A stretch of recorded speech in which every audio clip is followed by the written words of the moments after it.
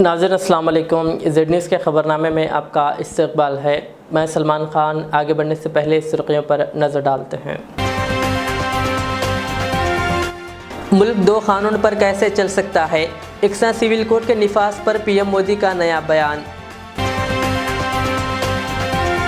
हैदराबाद समेत तेलंगाना के कई अजला में बारिश का सिलसिला जारी, कई अजला के लिए येलो अलर्ट किया गया जारी। सीएम केसीआर के खिलाफ पीएम मोदी का बयान, कहा केसीआर की बेटी का मुस्तकबिल संवारना है तो बीआरएस को वोट दे। ममता बनर्जी का हेलीकॉप्टर हादसे का शिकार होते होते बच गया, तमाम मुसाफिरीन महफूज। महाराष्ट्र के शोलापुर में सीएम केसीआर का खिताब, महाराष्ट्र में बीआरएस सरकार आने पर आवाम के लिए कई स्कीमें लाने का किया ऐलान। तरकारियों की कीमतों में बेतहाशा इजाफा, टमाटर 80 से 100 रुपये किलो हो रहा है फरोख्त। अब पेश है खबरों की तफसील। वज़ीर-ए-आज़म नरेंद्र मोदी ने आज मध्य प्रदेश के भोपाल से वर्चुअल तरीके से मुल्क भर के 10 लाख बीजेपी के कारकुनों से खिताब किया। बीजेपी की जानिब से मुनक्किदा मेरा बूथ सबसे मजबूत प्रोग्राम से खिताब करते हुए एक तरफ वज़ीर-ए-आज़म नरेंद्र मोदी ने अपोजिशन जमातों बिलखुसूस कांग्रेस को शदीद तनकीद का निशाना बनाया, तो दूसरी तरफ उन्होंने कहा कि सिविल कोड के नाम पर लोगों को उकसाने का काम किया जा रहा है। कहा मुल्क दो कानून पर कैसे चल सकता है, हिंदुस्तान का आइन भी शहरियों के मसावी हुकूक की बात करता है। उन्होंने कहा कि सुप्रीम कोर्ट ने बारहा कहा कि यूनिफॉर्म सिविल कोड लाएं। मोदी ने कहा लेकिन अपोजिशन पार्टियां वोट बैंक के भूखे हैं कि यूनिफॉर्म सिविल कोड के नाम पर ऐसे लोगों को भड़काने का काम हो रहा है। आप मुझे बताइए, एक घर में परिवार के एक सदस्य के लिए एक कानून हो, परिवार के दूसरे सदस्य के लिए दूसरा कानून हो, तो क्या वो घर चल पाएगा? क्या कभी भी चल पाएगा क्या? फिर ऐसी दोहरी व्यवस्था से देश कैसे चल पाएगा? हमें याद रखना है कि भारत के संविधान में भी नागरिकों के समान अधिकार की बात कही गई है। साथियों, ये लोग हम पर आरोप लगाते हैं, लेकिन सच ये है कि यही लोग मुसलमान करते हैं। अगर ये मुसलमानों के सही मायने में हितैषी होते तो अधिकांश परिवार, मेरे मुस्लिम भाई बहन, शिक्षा में पीछे न रहते, रोजगार में पीछे न रहते, मुसीबत की जिंदगी जीने के लिए मजबूत नहीं रहते। और सुप्रीम कोर्ट ने बार बार कहा है, सुप्रीम कोर्ट डंडा मारती है, कह रही है कॉमन सिविल कोड लाओ, लेकिन ये वोट बैंक के भूखे लोग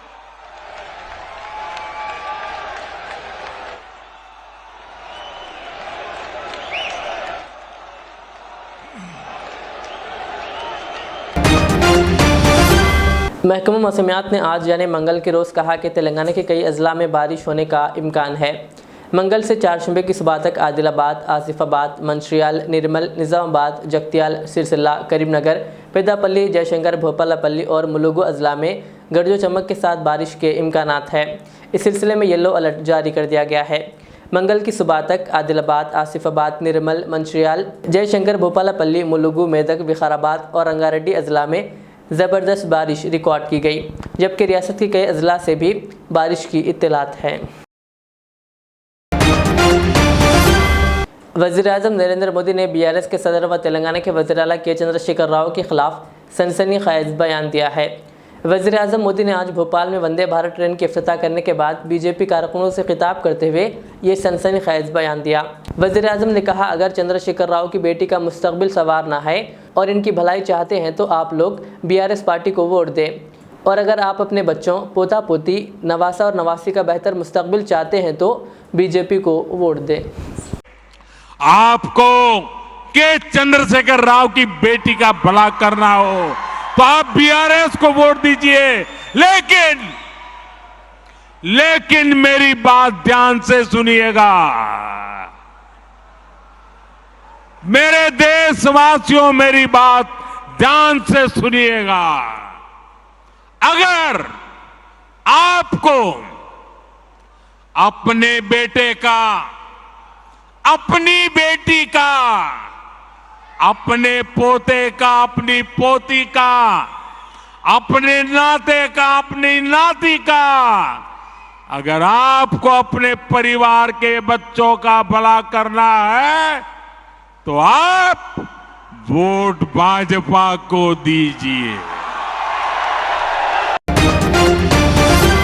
बीआरएस के सरबराह व तेलंगाना के वज़ीर आला के चंद्रशेखर राव ने जोर देते हुए कहा कि वो मुल्क को एक नई सुबह की तरफ इनकलाब की राह पर गामजन करना चाहते हैं। उन्होंने महाराष्ट्र के शोलापुर ज़िले के सरकोली गांव में एक जलसे आम से खिताब करते हुए कहा कि छोटे ममालिक जैसे जनूबी कोरिया, जापान, सिंगापुर, मलेशिया ने काफ़ी तरक्की की है। उन्होंने सवाल किया कि चीन कभी गरीब मुल्क था लेकिन इसने काफ़ी तरक्की की है, इस पर गौर करने की ज़रूरत है। उन्होंने पूछा कि महाराष्ट्र में किस पार्टी को इख्तिदार नहीं मिला। अवाम ने कांग्रेस, शिवसेना और बीजेपी को इख्तिदार दिया, लेकिन ये पार्टियां अवामी ख्वाहिशात की तकमील नहीं कर पाएँ।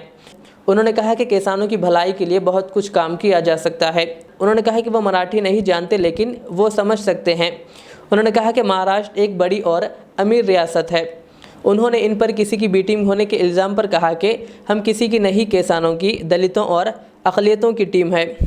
उन्होंने अब की बार किसान सरकार का नारा दिया। उन्होंने निशानदेही करते हुए कहा कि मुल्क के तमाम मसाइल के हल के लिए वो हिंदुस्तान को बदलना चाहते हैं। उन्होंने कहा कि वो आबी पॉलिसी को तब्दील करेंगे, ऐसा करने से ही नया भारत बनेगा। उन्होंने कहा कि मुल्क में कोयले से बिजली, सोलार पावर, हाइड्रो पावर और थर्मल पावर का कोई मसला नहीं है। कहा कोयले के ज़खायर अरबों टन में हैं। उन्होंने कहा कि जब कोयले का काफ़ी ज़खायर है तो बिजली का मसला क्यों है। उन्होंने कहा कि हमारे पास 125 साल के लिए काफ़ी कोयला है। कहा तेलंगाना हुकूमत किसानों को 24 घंटे मुफ्त बिजली फराहम कर रही है। कहा मुल्क के किसान मुत्तहिद ना हुए तो कोई तब्दीली नहीं आएगी। उन्होंने कहा हुकूमत तेलंगाना माजूर अफराद को 4000 रुपये वजीफ़ा दे रही है। उन्होंने कहा कि महाराष्ट्र में बीआरएस हुकूमत आती है तो तमाम फलाही प्रोग्रामों को नाफिज किया जाएगा और मुअम्मर अफराद को वजीफ़ा दिया जाएगा। मेरा एक बात है, मुझे समझ में नहीं आता, अभी अभी हम शुरू हुए महाराष्ट्र में, इतना आक्रोश क्यों है इतने सारे पार्टियों में, इतनी घबराहट क्यों है, हड़बड़ी क्यों है, इतना आक्रोश इतने छोटी पार्टी के लिए। 4 महीने ही हो गए हम यहां शुरू होके, कोई पार्टी हमें नहीं छोड़ रहा है। भाजपा एक वक्तव्य है, कांग्रेस का एक वक्तव्य है। कांग्रेस ने हमको बीजेपी का बी टीम करार दिया, बीजेपी ने हमको कांग्रेस का ए टीम का करार दिया। ये पता नहीं ये टीम कहां से आते हैं। हम किसी का टीम नहीं है, हम टीम है तो किसानों का, पिछड़ों का, अल्पसंख्यक का और दलितों का टीम है। इस बात से कोई घबराए नहीं। हम अगर टीम है जैसा बालके जी ने कहा, पक्का पहली बार हिंदुस्तान में कहीं कहीं लोग कहीं कहीं नारे दिए, सिर्फ बीआरएस ही इकलौता एक ही पार्टी है जिन्होंने दिल फाड़ के कह दिया कि अब की बार किसान सरकार। पहले कोई पार्टी ने इस बात नहीं कहा। क्यों नहीं कहा भाई? 60% लोग तो खेती किसानी से जुड़े हुए हैं। किसान को और कामगार को जोड़ दो तो 60% से ज्यादा हो गए। अब इन लोगों को डर लगा है भाई, सब साफ साफ मालूम हो रहा है किसान जुड़ रहे बीआरएस के साथ, तो इसलिए उल्टा सीधे बात करने लगते हैं, बड़ा अजीब अजीब कमेंट्स करते हैं। मैं आपको साफ बताना चाहता हूं, ये तेलंगाना या महाराष्ट्र तक के लिए सीमित पार्टी नहीं है। आज के भारत के जितने भी समाधान, जितने भी प्रश्न हैं, जितने भी समस्याएं हैं, उसका एक ही समाधान है कि भारत का परिवर्तन। परिवर्तित भारत ही हमारे सारे समस्याओं का समाधान है। इसके अलावा भी कई लोक कल्याणकारी कार्यक्रम हमारे पास है, वो सब किए जा सकते हैं। कोई गरीब शादी करता है, 1 लाख रुपए दे देते हैं हम लोग। विद्यार्थी बाहर जाना चाहते हैं, 20 लाख रुपए का स्कॉलरशिप देते हैं हम लोग जो बाहर देशों में पढ़ने के लिए। ऐसे कई कल्याणकारी योजनाएं हैं। जो दिव्यांग लोग हैं, देश में कोई राज्य नहीं देता, सिर्फ तेलंगाना एक ही राज्य है 3000 के ऊपर देता था। तेलंगाना दशाब्दी उत्सव में मैंने अभी अनाउंस किया, उनको 4000 मिलेगा पर महीने। यहाँ पे पेंशन क्या मिलता है? मेरे ख्याल से कोई 600 रुपए मिलता है। तेलंगाना में हम 2000 रुपए पेंशन देते हैं। मैं महाराष्ट्र वासियों को जो पेंशनदार है उनको खुलकर कहता हूं, महाराष्ट्र में बीआरएस का सरकार लाओ, पूरे किसान के काम भी हो जाएंगे और वेलफेयर मेजर्स भी, आपको पेंशन 2000 मिलेगा, बाज़ाब्ता मिलेगा, किसी का दिवाला नहीं निकलेगा, बिल्कुल बाज़ाब्ता आराम से दे सकते हैं। अगर महाराष्ट्र वो कर दे तो महाराष्ट्र सरकार का दिवाला निकलेगा। हाँ, जरूर निकलेगा दिवाला। दिवाला निकलेगा नेताओं का और दिवाली होगा किसानों का। मगरबी बंगाल की वज़ीर आला ममता बनर्जी आज ख़राब मौसम की वजह से हादसे का शिकार होते होते बच गई। मंगल के रोज़ जलपाईगुड़ी से लौटते वक्त ममता बनर्जी का हेलीकॉप्टर आंधी और बारिश की जद में आ गया। वज़ीर आला ममता बनर्जी मंगल की दोपहर जलपाईगुड़ी के बागडोगरा के लिए रवाना हुई थी। इसी वक्त तेज़ बारिश शुरू हो गई। पायलट ने फौरी हेलीकॉप्टर को साफ आसमान की तरफ मोड़ दिया और कुछ ही देर में इमरजेंसी लैंडिंग कराई गई। बताया जाता है कि हेलीकॉप्टर में सवार सभी अफराद महफूज है। दरअसल ममता बनर्जी मंगल के रोज़ पंचायत इंतखाबात की तशहीर के लिए जलपाईगुड़ी गई थी। वहां से नहीं कोलकाता लौटना था, लेकिन इससे पहले वज़ीर आला के हेलीकॉप्टर को बड़े मसले का सामना करना पड़ा। तेलंगाना में हार की डर से सीएम केसीआर महाराष्ट्र आ रहे हैं, जिसका महाराष्ट्र पर कोई असर नहीं पड़ेगा। सीएम केसीआर बीजेपी की बी टीम के तौर पर काम कर रहे हैं। शिवसेना एमपी संजय राउत ने ये बात कही और सीएम केसीआर पर बीजेपी की बी टीम का इल्ज़ाम आयद किया। महाराष्ट्र की राजनीति पर केसीआर जी का कोई असर नहीं पड़ेगा। असर पड़ेगा तो तेलंगाना की राजनीति। अगर केसीआर जी है ऐसे ही नौटंकी करते रहे तो तेलंगाना में हार जाएंगे, और वो हार की डर से वो महाराष्ट्र में घुस रहे हैं।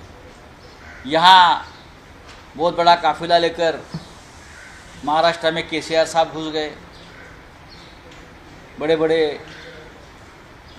टेंट लगाए 5 स्टार, लेकिन वहाँ दिल्ली में उनकी पार्टी पूरी तरह से टूट गई। 12 या 13 एक्स मिनिस्टर्स उनके, एक्स एमपी कांग्रेस में चले गए। ये लड़ाई कांग्रेस और केसीआर की है, लेकिन फिर भी हमारे ये कहना है कि हम दोनों में बैठकर कुछ बातचीत हम करेंगे। लेकिन तेलंगाना में इस प्रकार से राजनीति हो रही है और उसका बदला आप महाराष्ट्र में लेने जा रहे हो, तो मैं कहूँगा आप बीजेपी के लिए काम करें। आप बीजेपी की बी टीम, और उसका खामियाजा आपको तेलंगाना में भुगतना पड़ेगा। मैं आपको बोल रहा हूँ, महाराष्ट्र में कोई परिणाम नहीं होगा। यहाँ महाविकास आघाड़ी मजबूत है, मजबूत रहेगी। 4 या 5 साल पहले हैदराबाद से ही एमआईएम के ओबीसी यहाँ आए थे। अब उसी हैदराबाद से भारतीय जनता पार्टी ने केसीआर साहब को भेजा है। ऐसा लगता है केसीआर साहब एक लड़ने वाले नेता है, उनकी इमेज लड़ने वाले नेता की है। आप ऐसे बीजेपी को सरेंडर क्यों हो रहे हो भाई?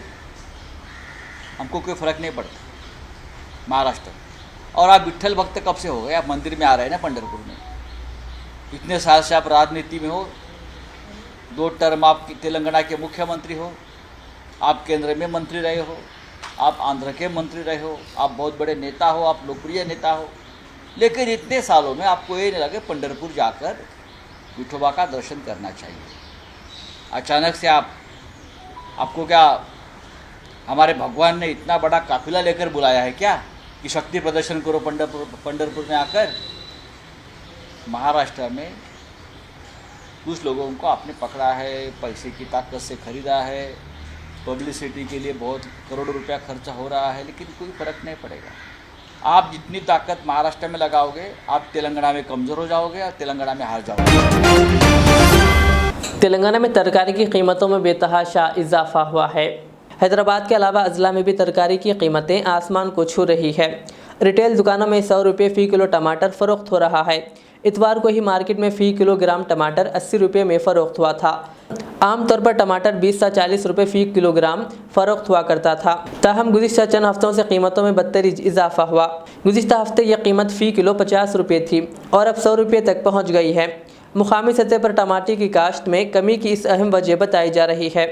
अलावा अजीब हालिया गैर मौसमी बारिश और ज़ालाबारी की वजह से भी नुकसानात हुए हैं। गर्मा के दौरान अजीम तरीन दर्जे हरारत में इजाफे की वजह से भी काश्त में कमी हुई है।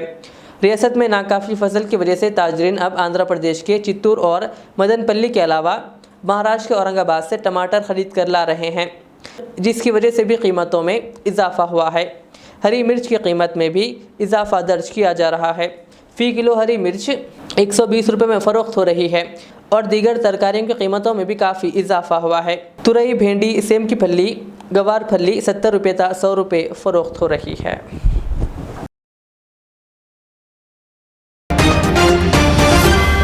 शहर हैदराबाद में पेश आए एक अफसोसनाक वाक़े में शौहर ने बीवी को बेदर्जी से कत्ल कर दिया।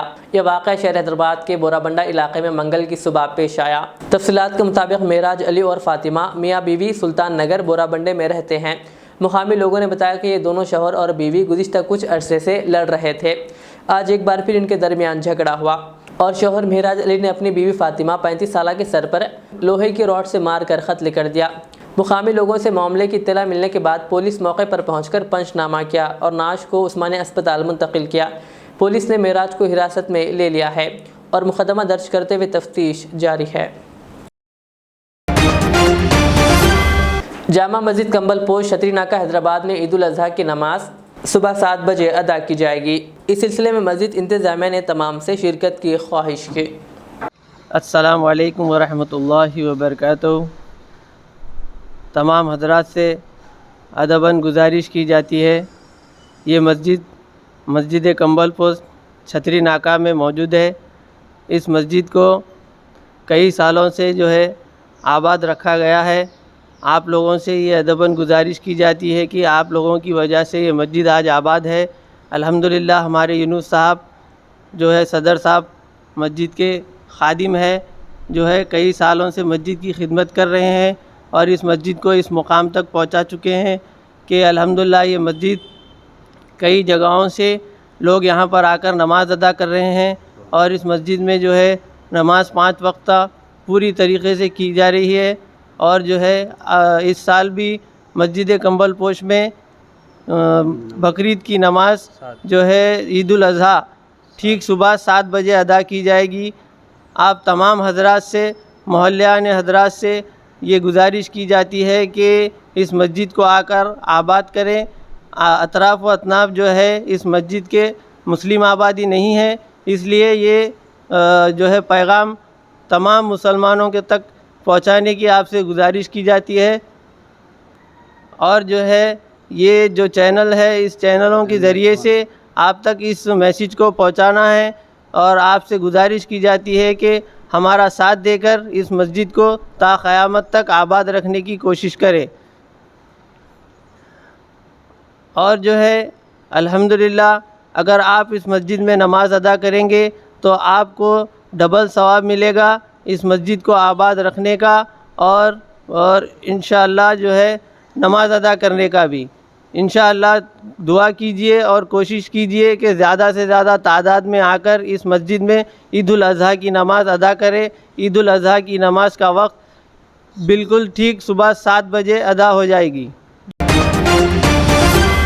ईद उल अज़हा के पेश नज़र भैंसा के कदीम व तारीख़ वसी व अरीज़ ईदगाह पर नमाज ईद उल अज़हा की अदायगी के वक्त से मुताल्लिक़ मस्जिद उस्मान में एक मुशावरती इजलास मुनक़्क़िद किया गया, जिसमें ईदगाह इंतज़ामी कमेटी के अरकान जिनमें मुफ्ती अब्दुल गनी क़ासमी, ज़िला सदर जमीयतुल उलमा मोहम्मद अब्दुल माजिद, नुमाइंदा काउंसलर व जनरल सेक्रेटरी मजलिस इत्तेहादुल मुस्लिमीन शाख भैंसा मीर एजाज अली, हाफिज़ सैयद लतीफ़ इमाम व ख़तीब मस्जिद पंजशाह, हाफिज़ मुनीरुद्दीन इमाम व ख़तीब जामा मस्जिद के अलावा मोहम्मद ज़ियाउल हक़ व दीगर मौजूद थे।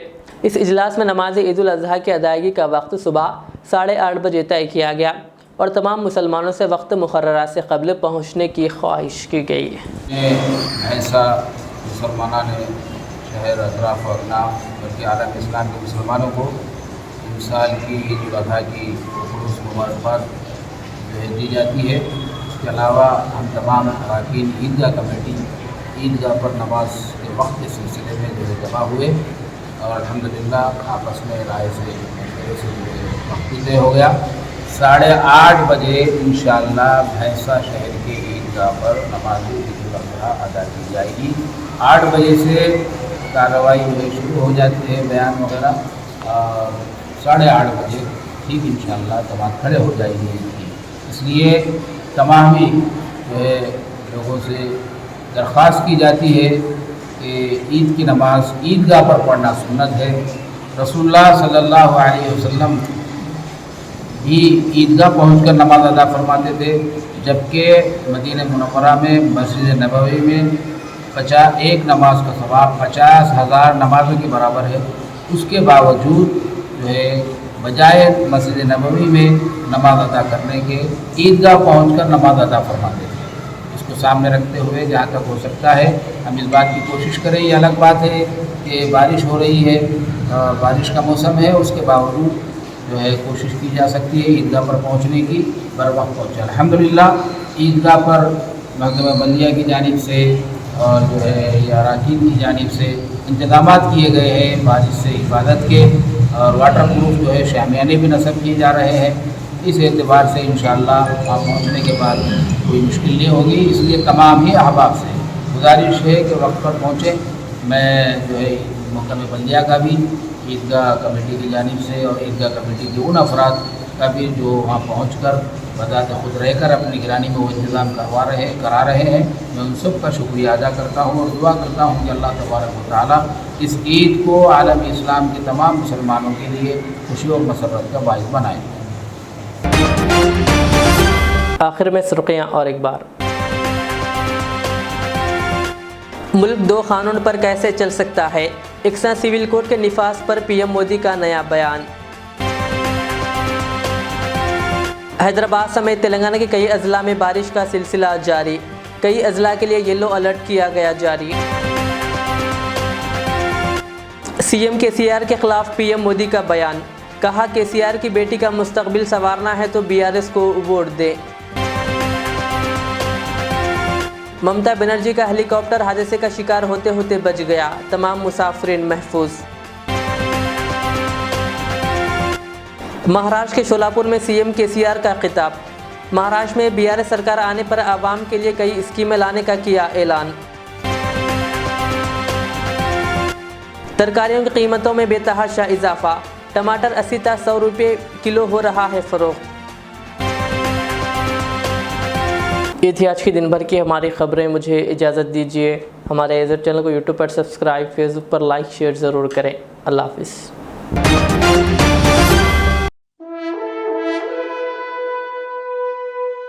अल्हम्दुलिल्लाह, अपने मुक़द्दस नाम की तरह हर दुल्हा दुल्हन की हयात नौ के आगाज का बावखार नाम HKGN फर्नीचर्स। जी हाँ, HKGN फर्नीचर्स NRIs कारनशीन फैमिलीज के लिए दीदाजेब, शानदार, शाहकार, मजबूत और पायदार, दिलकश और दिलनशीं शादी के फर्नीचर का सबसे बड़ा शोरूम अब Shastripuram king colony main road के पुरसुकून माहौल में। पसंद फरमाइए आपकी शहजादी के लिए खूबसूरत जहेज का मुकम्मल फर्नीचर सिर्फ 29,999 रुपए में। जी हाँ, 29,999 रुपीज।